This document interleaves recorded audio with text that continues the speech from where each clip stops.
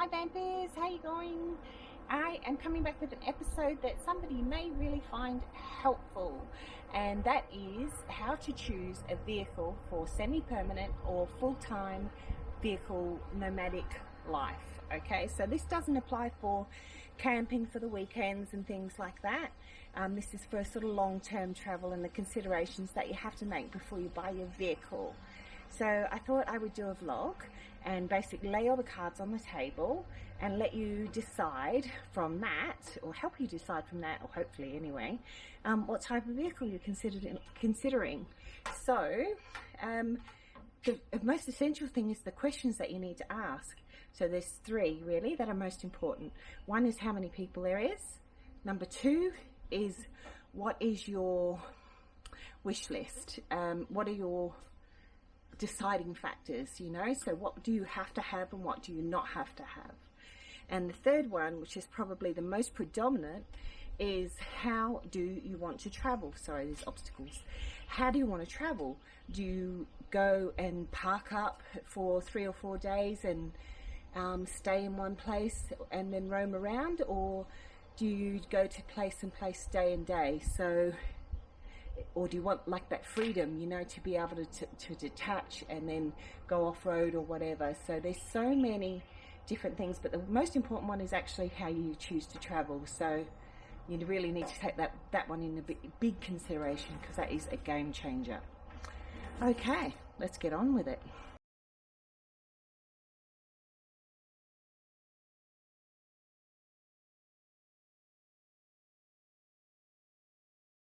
Alright, let's lay the options out for you and see what you have to play with. So you could always go for the car and caravan setup, which is the traditional, very Australian way to go. There's also a 4x4 car and caravan setup. You can go a motorhome, or a motorhome with a car that's towing. Now also van life is another one, which is essentially the same as a motorhome but a little bit smaller, maybe, depends on the size of the van. And then you can go to a fold out camper or a 4x4 with a tent top.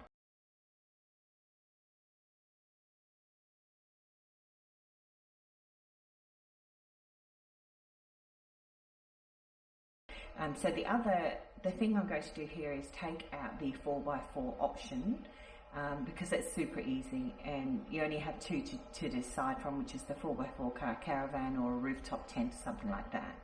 So I'll just eliminate it straight away as for this equation of a vlog, as it's common sense really.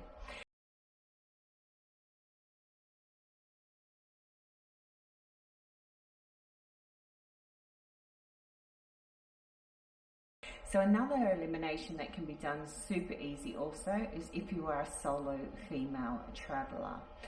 So that's when I think safety would probably come into the equation. Now when you have that situation, it may not be for everybody, okay, I'm just throwing things out there. So when you have a solo female traveller, you can basically hop, if you've got a motorhome or a van, you can basically hop in the front seat and drive away from any situation. So that's how I live. I pack everything up each night if I put the awning out, which I very rarely do, to be honest. And then if anything happens, I can just hop in the car and drive away. So, but I really want to stress here that I'm not fear-mongering, because Australia is a very safe place. You are not going to have all these horror stories that you hear in other countries. That's just not us. But it's not to say that you may not come across something that might be a little frightening, or if you do like to make sure that you are in a safe position or whatever, then this is what you need to consider. Although I know that solo car and caravan people actually exist, and I suspect that might be the case because they've got divorced and one of them's got the caravan.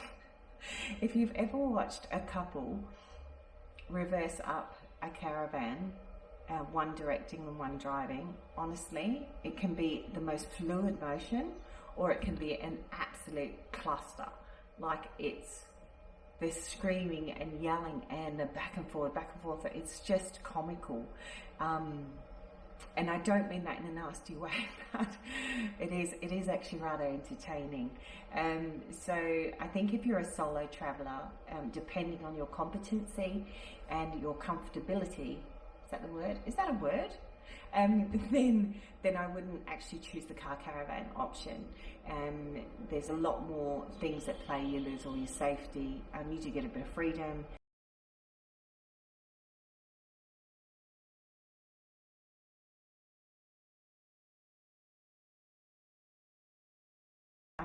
The other important question is how many people are travelling. So if you've got 2 adults and 2 children, a car caravan would probably be the best option. I'm thinking sort of from a family aspect where, Dad might want to take the kids away fishing or something and Mum might stay and do the laundry. Don't be sexist, I'm not being sexist, I'm just pointing out that there may be a time where the adults are it'd be easier for a separation to be, so that work and events and everything can still happen and flow quite easily. So car caravan, and generally I find that families with kiddos, they don't flit around as much as I do. I very rarely stay in the same place for 2 nights, very, very rarely.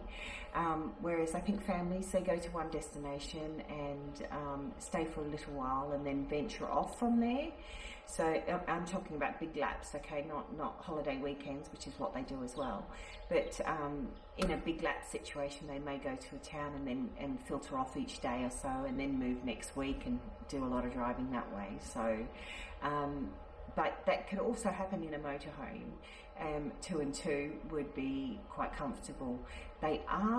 It is quite cramped. I have my son and I, we go on holiday together, and that's enough. I wouldn't want any more people in my van, apart from the 2 of us. Mine is actually a 6th berth, believe it or not. I don't even know how it got that rating, but it is actually done on the seat belts apparently. So there's 6 seat belts. So go figure, it only fits us 2. We're sizable, or I am.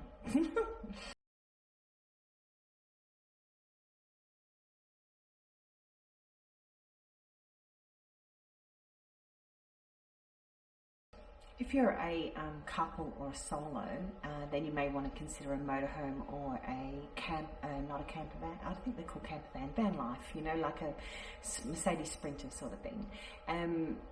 It's probably the better option. You can actually, even my motorhome fits in a normal car park at a shopping centre, and I park there frequently. However, I am longer.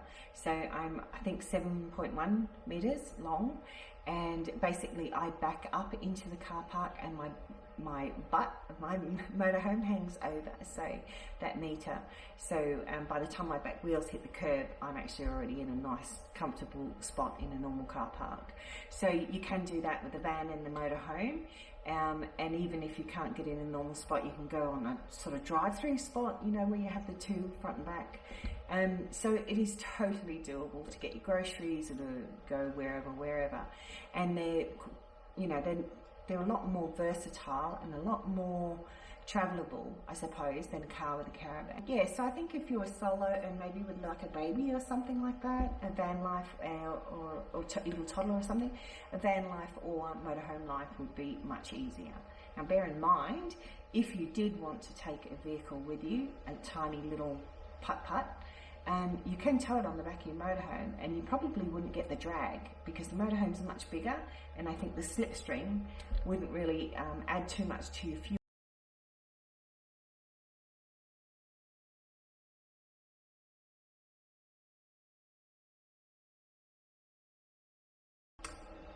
So the 2 types of caravans that you can have, effectively there's 3. There's the 4-wheel drive one, but again, let's just eliminate that because you buy a 4-wheel drive one if you're going to go 4-wheel driving, or if you want to. So it doesn't sort of take it out of the list. It's just that you're going to go caravan. So the other one is a standard, like the already set up caravan. All you do is level it and boom, she's done and ready to go. And the third option is the pop top. I think they brought it out in the 1970s because of the fuel prices. The fuel prices went a little bit haywire there, and they were reducing wind resistance, so it became more of an appealing factor to not have that drag on the car. So that's where the pop top actually originated. Okay, let's go through pros and cons in the Caravan. First of all, the pros. It's easier to lodge your Caravan and have it settled somewhere, and then you can just take off and do whatever you want to do. The second thing is that you can travel off-road with a Caravan, whereas you can't with a motorhome. I mean, you can with a motorhome, but they're 6 figures to get a full drive motorhome, and it looks like it's ready for a zombie apocalypse. Yeah, that thing, you know, where they come and chase you and eat you. Apocalypse. There you go, I think I got it right. And the other thing that's also from a price perspective, there is no luxury tax on Caravans. Okay, there is on motorhomes, and depending on your state, you will need to have a look. Okay, so make sure before you decide to buy a motorhome, go into your roads division and ask them, you know, where the luxury tax comes in, how much it is, what percentage, because each state is different. Okay, so that's your pre-warning. The things against the Caravan setup would be the repeated hitching and unhitching of the trailer. That would drive me a little bit crazy. Also, there's more fuel consumption. You've got 2 regos, 2 lots of insurance, and probably the worst thing is the challenge of parking it. Interesting. Sorry if I offended anyone. That's not my position here. I've just seen a lot. Sorry, just with the Caravan option, that includes sort of camper trailers as well. But I guess the extra thing with a camper trailer, there would be less fuel consumption, but it takes a long time to set them up. And I mean a very long time, so hours. Okay, so you really do have to take that into consideration. If you were doing it permanently, it might be hard work. Yeah, so anyway, they're pretty much lumped into the same sort of equation. But why did they do that? Why do they ring when you're doing stuff?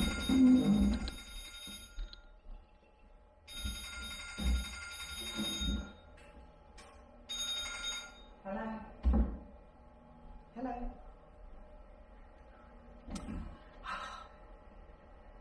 Does everybody get these phone calls that are just rubbish, and they're just people that just, there's so many. Okay, right, that's it, right? 5 minutes of I'm going to just have a scream fit. The amount of phone calls and text messages that you get that are virusy, scammy, spammy, I'm going insane with it. Is that happening for everybody at the moment, or what? Like, what is this about? I had one the other day. I had an SMS on my phone the other day, and it was like, oh, you know, click on here for your parcel collection. I'm thinking, well, I got nothing in it, and I know you're spam. And anyway, so I rang the number back. I was curious, because that's me, a curious cat. And so I rang the number back, and it was this old lady. So I said to her, oh, hi, sweetheart, I'm sorry to sort of bug you, but you need to go and see your service provider, because your phone is being used by spammers to spam other people's phones. And she said, oh, I don't quite understand. So I went through it with her again, and she wrote a little bit of information down, and I sent her a copy of the text that I'd been sent from her phone or her number to go and see Telstra, which was her provider. I mean, how do they do that? So is this old pensioner getting charged for this text that's coming to me? Drives me nuts, hey. Yeah. Shall I just get back to the vlog? I think so, because I'm just going to go feral.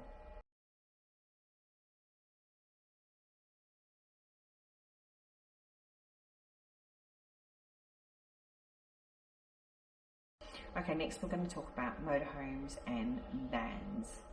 The biggest bonus here on the decision is one vehicle, one rego, safety, and almost non-existent setup time.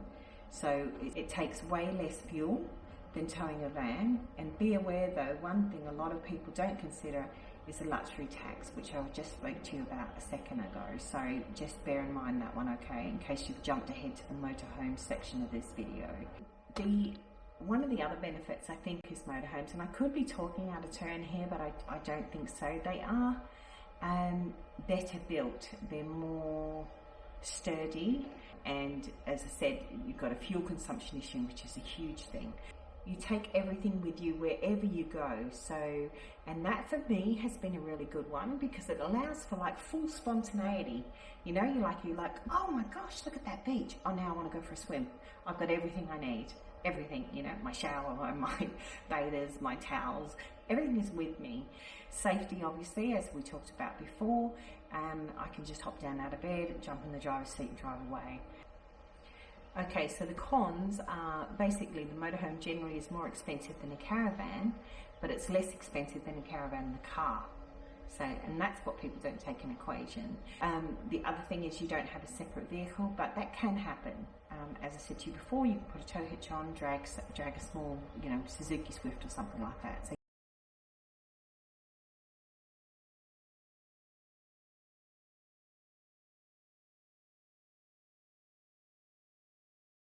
so as you can see, both caravans and motorhomes have pros and cons, and they're all laid out for you quite simply. I have actually prepared a sheet that I meant to actually upload on the website, but I haven't done the website yet. So if you want a copy of it, I'll show you it on screen now, but if you want a copy of it, just give me an email at vanchronicles@gmail.com, and just give me an email and I'll send you the PDF of it. And it's just basically a checklist to help you work out what decision you want to make on the information that's there, and what is your deciding factors.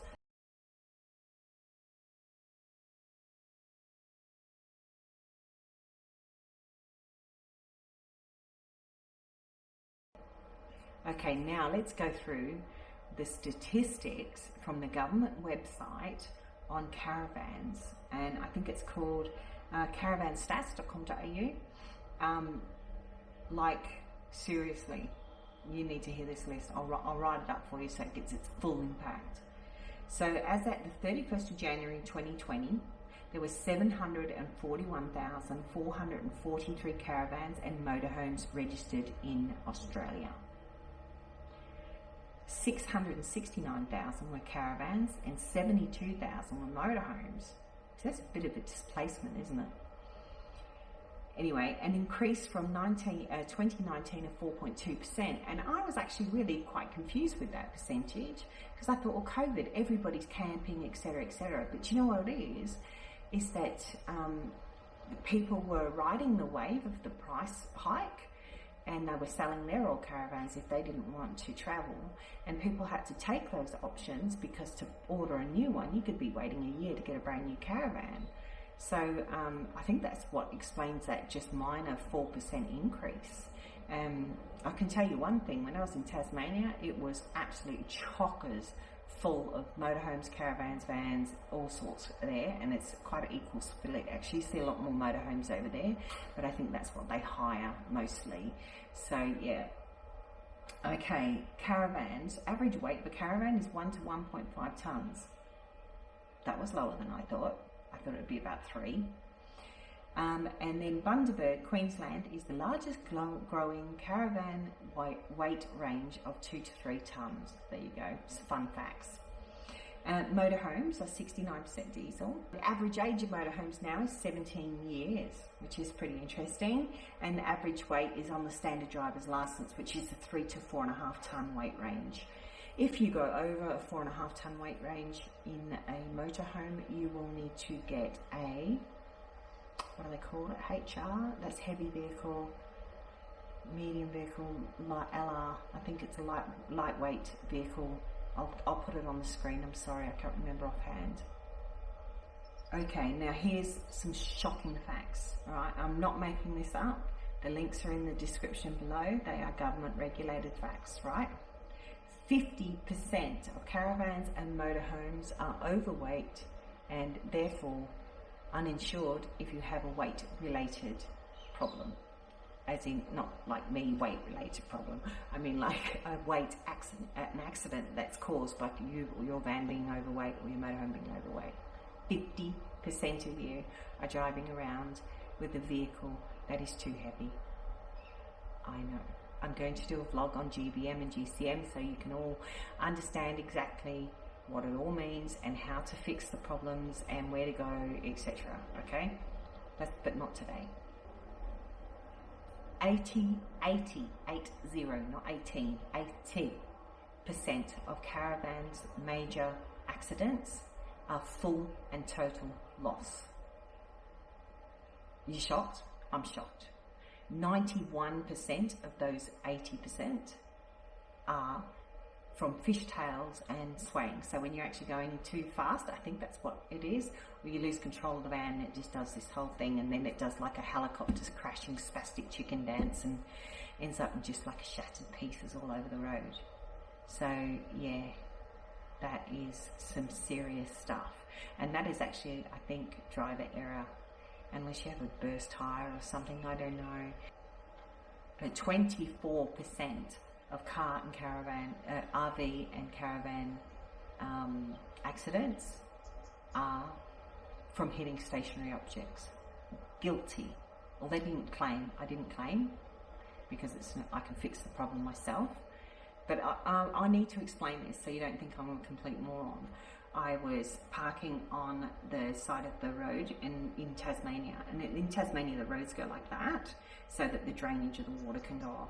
And so when I pulled into the side of the road, my van was kind of like at that angle, and so the top was obviously extremely accentuated from that angle, and I hit a post and it went boom, and I broke some bits and pieces, but they're all fixed now. Actually no, they're not all fixed now, I've got one more to fix.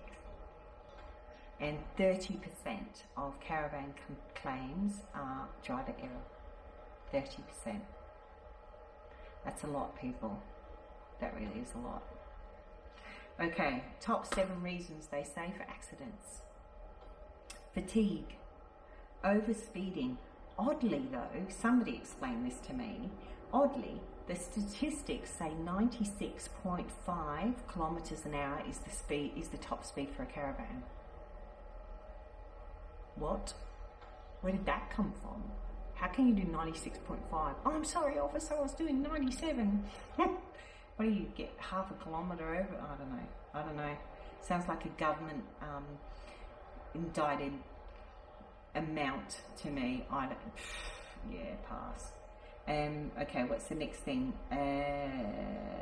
Oversteering. So you can consider